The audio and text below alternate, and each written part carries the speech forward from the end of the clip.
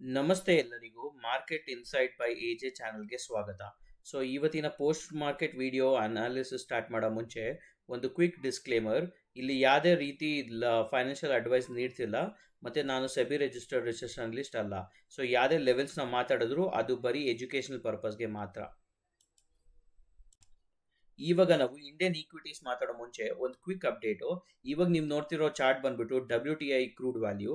So WTI crude ಬಂದ್ಬಿಟ್ಟು ನಾವು like weekly outlook video ಅಲ್ಲಿ ನಾವು ಮಾತಾಡ್ತಾ ಇದ್ದಾಗ $100 ಕ್ಲೋಸ್ ಆಗಿತ್ತು ಫ್ರೈಡೇ ಈವ್ನಿಂಗು. ಬಟ್ ಇವಾಗ ನೀವು ಬೆಳಗ್ಗೆ ನೀವು ನೋಡೋಂಗಿದ್ರೆ ಇವತ್ತು ಒಂದಿನ ಅಲ್ಲೇ ಆಲ್ಮೋಸ್ಟ್ 5% ಕ್ರ್ಯಾಶ್ ಆಗಿ ಆಯಿಲು ಸೊ $94.5 US ಡಾಲರ್ಸಲ್ಲಿ ಓಡ್ತಿದೆ. ಸೊ ಇದಕ್ಕೆ ಒಂದು ಮೇಜರ್ ರೀಸನ್ ಬಂದ್ಬಿಟ್ಟು ಲೈಕ್ US ಮತ್ತು Iran ceasefire talk. So US ಮತ್ತು ಇರಾನು ಸೀಸ್ ಫೈರ್ ಟಾಕಲ್ಲಿ ಲೈಕ್ ಪ್ರಪೋಸಲ್ ಏನು ಕೊಟ್ಟಿದ್ದಾರೆ ಅಂದರೆ 60 days ಸೀಸ್ ಫೈರ್ ಅಂತ ಕೊಟ್ಟಿದ್ದಾರೆ. ಮತ್ತು ಸ್ಟ್ರೇಟ್ ಆಫ್ ಹಾರ್ಮೋಸ್ ಕೂಡ ಸರ್ಟನ್ ಕಂಡೀಷನ್ಸ್ ಮೇಲೆ ಓಪನ್ ಅಪ್ ಆಗಬೇಕು ಅಂತ ಕೊಟ್ಟಿದ್ದಾರೆ.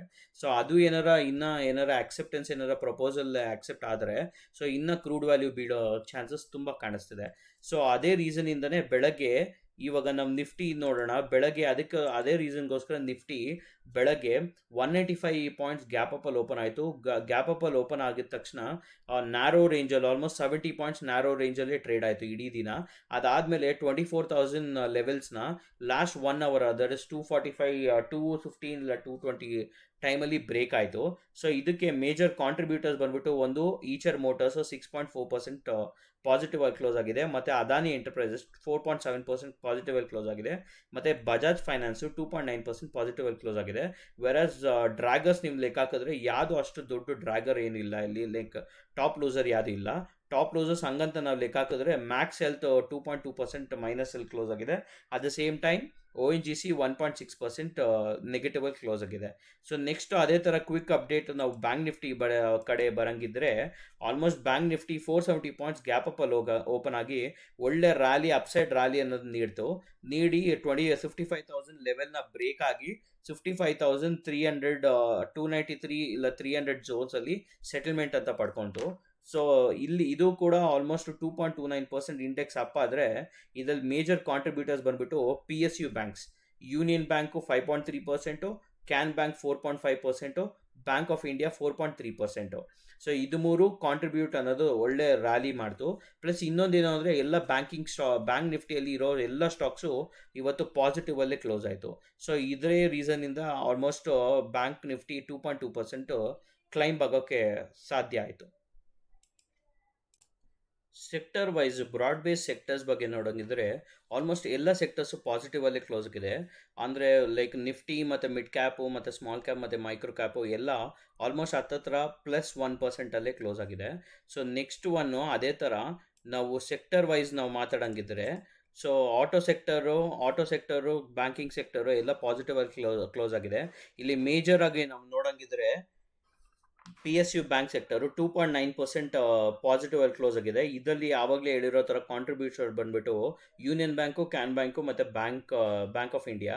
ಸೊ ಅದೇ ಸರ ನೆಗೆಟಿವ್ ಅಲ್ಲಿ ನಾವು ನೋಡೋಂಗಿದ್ರೆ FMCG ಸೆಕ್ಟರ್ ನೆಗೆಟಿವ್ ಅಂತ ನಾವು ಹೇಳೋಕ್ಕಾಗಲ್ಲ. ಫ್ಲಾಟ್ ಟು ಫ್ಲಾಟಲ್ಲಿ ಕ್ಲೋಸ್ ಆಗಿದೆ. ಫ್ಲಾಟ್ ಟು ನೆಗೆಟಿವ್ ಅಲ್ಲಿ ಕ್ಲೋಸ್ ಆಗಿರೋದಕ್ಕೆ ಅದರಲ್ಲಿ ಮೇಜರ್ ಡ್ರ್ಯಾಗರ್ಸ್ ಬಂದ್ಬಿಟ್ಟು ವರುಣ್ ಬೆವರೇಜಸ್ ಲಿಮಿಟೆಡು 1.3% ನೆಗೆಟಿವ್ ಅಲ್ಲಿ ಕ್ಲೋಸ್ ಆಗಿದೆ. ಮತ್ತು ಕೋಲ್ಪಾಲ್ ಬಂದ್ಬಿಟ್ಟು 2.6% ನೆಗೆಟಿವ್ ಅಲ್ಲಿ ಕ್ಲೋಸ್ ಆಗಿದೆ. ಇವಾಗ ಕ್ವಿಕ್ ಆಗಿ ನಿಫ್ಟಿ 50 ಲೆವೆಲ್ಸ್ ಬಗ್ಗೆ ಮಾತಾಡೋಣ ನಾಳೆಗೆ. ಯಾಕಂದರೆ ನಾಳೆ ಬಂದ್ಬಿಟ್ಟು ಮಂತ್ಲಿ ಎಕ್ಸ್ಪೈರಿ ಇದೆ ಲೈಕ್ ಎಲ್ಲ NSE ಇಂಡೆಕ್ಸ್ಗೆ. ಸೊ ಅದೇ ಥರ ನಾವು ನೋಡೋಂಗಿದ್ರೆ ಆಲ್ಮೋಸ್ಟ್ ಬೆಳಗ್ಗೆ ಮಾರ್ಕೆಟ್ ಓಪನ್ ಆದರೂ ಅಷ್ಟು ಗ್ಯಾಪ್ ಅಪ್ಪಲ್ಲಿ ಓಪನ್ ಆದರೂ ಆಲ್ಮೋಸ್ಟ್ 70 ಪಾಯಿಂಟ್ಸು 215ವರೆಗೂ ಅದೇ ರೇಂಜಲ್ಲಿ ಕನ್ಸಲ್ಟೇಟ್ ಆಗ್ತಿತ್ತು. ಒಂದು ರೀಸನ್ ಬಂದ್ಬಿಟ್ಟು ಈ ಥರ ಕನ್ಸಾಲಿಡೇಷನ್ ಆಗ್ತಿದ್ರೆ ಮೋಸ್ಟ್ ಪ್ರಾಬಬ್ಲಿ ಬ್ರೇಕ್ ಆಗುತ್ತೆ ಅಂತ ಅರ್ಥ, ಯಾವುದನ್ನ ಸಪೋರ್ಟ್ ಇಲ್ಲ ರೆಸಿಸ್ಟೆನ್ಸ್ ಹತ್ರ. ಯಾಕೆ ಅಂದರೆ ಯಾವಾಗನ ರಿಜೆಕ್ಷನ್ ಆದಾಗ ತುಂಬ ಕ್ವಿಕ್ಕಾಗಿ ಆಗಬೇಕು. ಲೈಕ್ ಪ್ರೀವಿಯಸ್ ಆಗಿ ನೋಡಿ 11th May ಆಗಿದೆ. ಸೊ ಸೀದಾ ಹೋಯ್ತು ಅಲ್ಲಿ ರಿಜೆಕ್ಷನ್ ಆಗಿ ಬೀಳಬೇಕು ಮಾರ್ಕೆಟ್ ಆ್ಯಕ್ಚುಲಾಗಿ. ಇಲ್ಲ ಅಂದರೆ ಬ್ರೇಕ್ ಆಗೋ ಚಾನ್ಸಸ್ ತುಂಬ ಕಾಣಿಸುತ್ತೆ ಅಲ್ಲಿ ಮಾರ್ಕೆಟಲ್ಲಿ ನಾವು ನೋಡಬೇಕಂದ್ರೆ. ಸೊ ನಾಳೆ ನಾವು ಲೆವೆಲ್ಸ್ ಅನ್ನೋದು ನಾವು ನೋಡೋಣ. ಸೊ ನಾಳೆ ನಾವು ಲೆವೆಲ್ಸ್ ಅನ್ನೋದು ನಾವು ನೋಡೋಂಗಿದ್ರೆ ಫಸ್ಟ್ ಈ ಲೆವೆಲ್ಸ್ ಅನ್ನೋದು ನಾವು ಡಿಲೀಟ್ ಮಾಡೋಣ. ಸೊ ಈ ಲೆವೆಲ್ಸ್ ನಾವು ರಿಮೂವ್ ಮಾಡಿದ್ರೆ ಇವತ್ತಿನ ಲೋ ಬಂದ್ಬಿಟ್ಟು ಫಸ್ಟ್ ಸಪೋರ್ಟ್ ಆ ಥರ ಆ್ಯಕ್ಟ್ ಮಾಡುತ್ತೆ.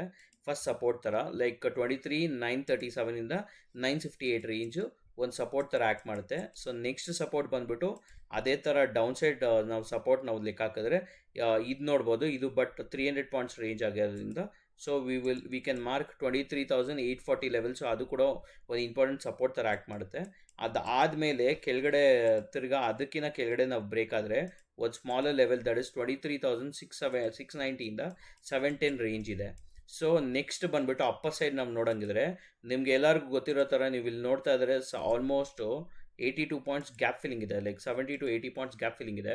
ಸೊ ನಾಳೆ ನೋಡಬೇಕಾಗತ್ತೆ ಅಕಸ್ಮಾತ್ ಆ ಗ್ಯಾಪ್ ಫಿಲ್ಲಿಂಗ್ನ ಮಾರ್ಕೆಟ್ ಫ್ಲಾಟಾಗಿ ಓಪನ್ ಆಗಿ ಗ್ಯಾಪ್ ಫಿಲ್ಲಿಂಗ್ ಆಗುತ್ತಾ, ಇಲ್ಲಾಂದರೆ ಅಲ್ಲೇ ಮೇಲೆ ಗ್ಯಾಪ್ ಅಪ್ಪಲ್ಲಿ ಓಪನ್ ಆಗಿ ಅಲ್ಲಿಂದ ಲೈಕ್ ನೆಗೆಟಿವ್ ಆಗಿ ಹೇಳ್ಕೊಂಡು ಹೋಗ್ತಾರೆ ಅಂತ ನಾವು ನೋಡಬೇಕಾಗುತ್ತೆ ಮಾರ್ಕೆಟು. ಯಾಕಂದರೆ ನೀವು ನೋಡ್ಬೋದು ಆಲ್ಮೋಸ್ಟ್ ಲಾಸ್ಟ್ ವೀಕಲ್ಲಿ ಒಂದ್ಸಲ ಇದಾಯಿತು ಇದೇ ಥರನೇ ಥರ್ಸ್ಡೇಲಿ ಗ್ಯಾಪ್ ಅಪ್ಪಲ್ಲಿ ಓಪನ್ ಆಯಿತು, ಓಪನ್ ಆಗಿ ಗ್ಯಾಪ್ ಫಿಲ್ಲಿಂಗ್ ಅಂತ ಫುಲ್ ರಿವರ್ಸಲ್ ಅಂತ ಬರುತ್ತೆ ಚಾನ್ಸಸ್ ಇದೆ.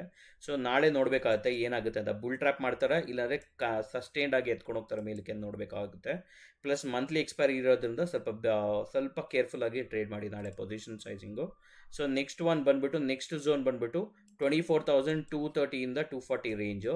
ಅದರ ಮಧ್ಯದಲ್ಲಿ ಸ್ವಲ್ಪ ಆಲ್ಟ್ ಇಲ್ಲಾಗ್ಬೋದು ಪ್ರೈಸು, ಲೈಕ್ 24,130ಇಂದ 145ಗೆ. ಸೊ ಅದೆರಡು ಕ್ರಾಸ್ ಆದರೆ ನೆಕ್ಸ್ಟ್ ಹೈಯರ್ ಸೈಡ್ ಲೆವೆಲ್ಸ್ ನಾವು ಲೆಕ್ಕ ಹಾಕಿದ್ರೆ ಸೊ 24,300ಇಂದ 360 ಲೆವೆಲ್ಸ್, 340ಇಂದ 360 ಲೆವೆಲ್ಸ್ ತುಂಬ ಇಂಪಾರ್ಟೆಂಟ್ ಆ್ಯಕ್ಟ್ ಮಾಡುತ್ತೆ. ಸೊ ಇದು R1 R2 R3 ಅಂದರೆ ಕೆಳಗಡೆ S1 S2 S3 ಇದಾಗುತ್ತೆ. ಅದೇ ಥರ ನಾವು ಬ್ಯಾಂಕ್ ನಿಫ್ಟಿ ಲೆವೆಲ್ಸ್ ಬಗ್ಗೆ ನಾವು ನೋಡೋಗಿದ್ರೆ ಆಲ್ಮೋಸ್ಟ್ ಇವತ್ತೇ 2.2% ರ್ಯಾಲಿ ಆಯಿತು ಬ್ಯಾಂಕ್ ನಿಫ್ಟಿ. ಒಂದು ಬಂದುಬಿಟ್ಟು ಲೈಕ್ PSU ಬ್ಯಾಂಕ್ಸಿಂದನೇ ಮೇಜರ್ ಕಾಂಟ್ರಿಬ್ಯೂಷನ್ಸ್ ಅಂತ ಬಂದಿದೆ. ಸೊ ನೋಡಿ ನಮ್ಮ ಲೆವೆಲ್ಸ್ ಯಾವ ಥರ ರೆಸ್ಪೆಕ್ಟ್ ಆಗಿದೆ. ಸೊ ಮೇಲೋಯ್ತು 55,000 ಕ್ರ್ಯಾಕ್ ಆಯಿತು, ಅಲ್ಲಿಂದ ಸ್ಮಾಲ್ ರಿಜೆಕ್ಷನ್ ಬಂತು, ಅಲ್ಲಿಂದ ಒಂದು ರ್ಯಾಲಿ ಅನ್ನೋದು ಕೊಡ್ತು. ಸೊ ಇದು ರ್ಯಾಲಿ ಯಾವಾಗ ಕಂಪ್ಲೀಟ್ ಆಗುತ್ತೆ ಅಂದರೆ ಮೇಲೆ 55,500 ಟಚ್ ಆದಾಗ. ಸೊ ವೀಕ್ಲಿ ಔಟ್ಲುಕ್ಕಲ್ಲಿ ಅನಾಲಿಸಿಸಲ್ಲಿ ನಾವು ಮಾತಾಡ್ತಾ ಇದ್ವಿ 55,000 ಬರಬೇಕು ಬ್ಯಾಂಕ್ ನಿಫ್ಟಿಯಲ್ಲಿ ಅಂತ ಹೇಳ್ಬಿಟ್ಟು. ಸೊ ಅದೇ ಥರ ಲೈಕ್ ಬಂದಿದೆ, ಮಂಡೇನೇ ಒಳ್ಳೆ ಮೂವಲ್ಲಿ ಬಂತು. ಸೊ ನಾಳೆ ನಾವು ಲೆವೆಲ್ಸ್ ಬಗ್ಗೆ ನಾವು ಮಾತಾಡೋಣ, ಯಾಕಂದರೆ ಇದ್ದು ಕೂಡ ನಾಳೆ ಮಂತ್ಲಿ ಎಕ್ಸ್ಪೈರೀಸ್ ಇದೆ ಅದಕ್ಕೋಸ್ಕರ. ಸೊ ಒಂದು ಬಂದುಬಿಟ್ಟು ಈ ಸ್ವಿಂಗ್ ತುಂಬ ಇಂಪಾರ್ಟೆಂಟ್ ಆ್ಯಕ್ಟ್ ಮಾಡುತ್ತೆ ನಾಳೆ, ಲೈಕ್ 54,900 920ಇಂದ 980 ಅಂದರೆ 55,000 ಸೈಕಾಲಜಿಕಲ್ ಲೆವೆಲ್ಲು. ಸೊ ಅದು ಏನಾರ ಲೈಕ್ ಅದು lower side levels, first lower side supports ಬಗ್ಗೆ ಮಾತಾಡೋಣ. 55,000 ಒಂದು ಸಪೋರ್ಟ್ ಆದರೆ ನೆಕ್ಸ್ಟ್ ಸಪೋರ್ಟ್ ಬಂದುಬಿಟ್ಟು ಇದು ಸ್ಮಾಲರ್ ಸಪೋರ್ಟ್ ಬರುತ್ತೆ, ಲೈಕ್ 54,600 ದಟ್ ಇಸ್ ಇವತ್ತಿನ ಡೇಲು. ಅದು ಏನಾರ ಕ್ರಾಸ್ ಆದರೆ ನೆಕ್ಸ್ಟ್ ಗ್ಯಾಪ್ ಫಿಲ್ಲಿಂಗ್ ಬಂದು ಸೊ 54,100 ಲೆವೆಲ್ಸ್ವರೆಗೂ ನಾವು ಆ್ಯಂಟಿಸಿಪೇಟ್ ಮಾಡ್ಬೋದು. ಲೈಕ್ ಅದೇ ಥರ ನಾವು ಅಪ್ಪರ್ ಸೈಡ್ ಲೆವೆಲ್ಸ್ ಬಗ್ಗೆ ನಾವು ಮಾತಾಡೋಂಗಿದ್ರೆ ಸೊ ಇಲ್ಲೊಂದು ಸ್ಮಾಲ್ ಝೋನ್ ಇದೆ. ಸೊ ನಾವು ಮಾತಾಡೋ ಥರ 55,500 ಸೈಕಾಲಜಿಕಲ್ ಲೆವೆಲ್ಲು. ಸೊ ಅದರ ಹತ್ರನೇ 490ಇಂದ 530 ಲೆವೆಲ್ಸ್ ಒಂದು ಸ್ಮಾಲ್ ಝೋನ್ ಇದೆ.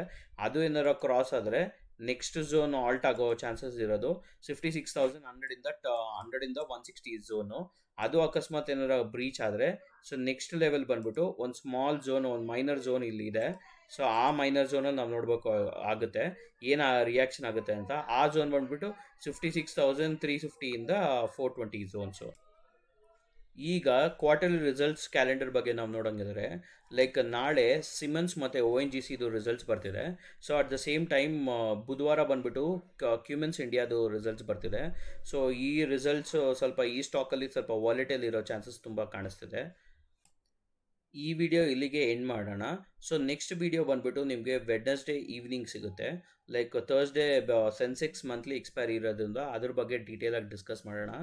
ಸೊ ಈ ಲೆವೆಲ್ಸ್ ಏನಾರು ನಿಮಗೆ ಯೂಸ್ಫುಲ್ ಆಗಿದ್ದರೆ ಪ್ಲೀಸ್ ಲೈಕ್ ಮಾಡಿ, ಸಬ್ಸ್ಕ್ರೈಬ್ ಮಾಡಿ ಮತ್ತು ನಿಮ್ಮ ಫ್ರೆಂಡ್ಸ್ ಆ್ಯಂಡ್ ಫ್ಯಾಮ್ಲಿಗೆ ಶೇರ್ ಮಾಡಿ. Thank you.